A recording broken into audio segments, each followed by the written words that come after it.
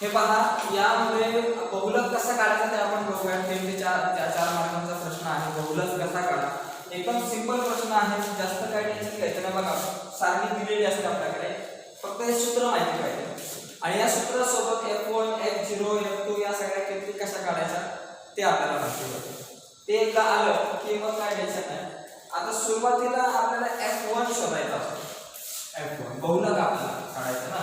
मग बहुलक काढण्यासाठी म्हणजे सगळ्यात जास्त वारंवारता कोणाची आहे? 80 ची. त्याला काय म्हणायचं? F1.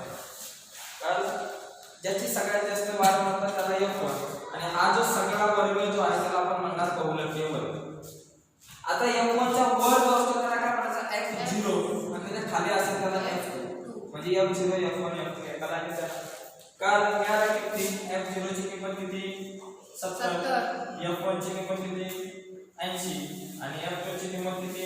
60. F1 F0 F2 किती आल्या? त्यानंतर राहिलं कोणाला? L राहिला. L म्हणजे खालची वर्गमर्यादा. हा जो बहुलकीय वर्ग आहे त्याची खालची वर्गमर्यादा किती? 4 आहे. त्याला L बरोबर किती? 4 म्हणणार. आता H राहिला.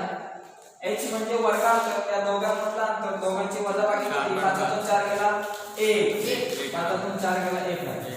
आता त्या किमती टाकायच्या फक्त. L ची किंमत किती आहे? 4. म्हणजे 4 घ्या 4 अधिक F1 ची किंमत किती आहे? 80. मग इथे दिला 80 वजा F0 ची किंमत किती आहे? 70. इथे घ्या 70 भागिले F1 ची किंमत किती आहे?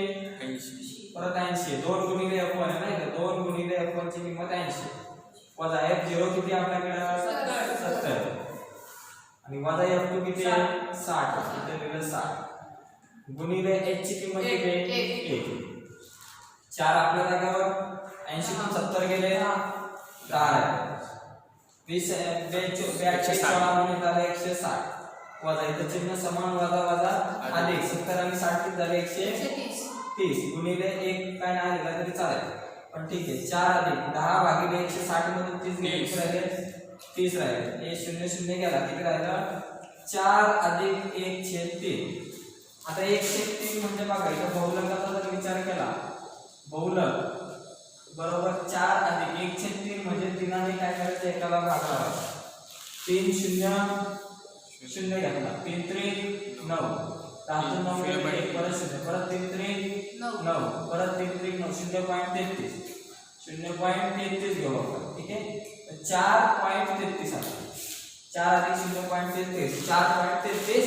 इथं बघा आणि टक्के लिहिणं गरजेचं आहे. वर्गामध्ये जे एकक दिलेलं असतं ते एकक म्हणजे इथं टक्के लिहिलं गरजेचं आहे. टक्के नाही लिहिलं तर अर्धा मार्क कट पण होऊ शकतो ऐनवेळेस.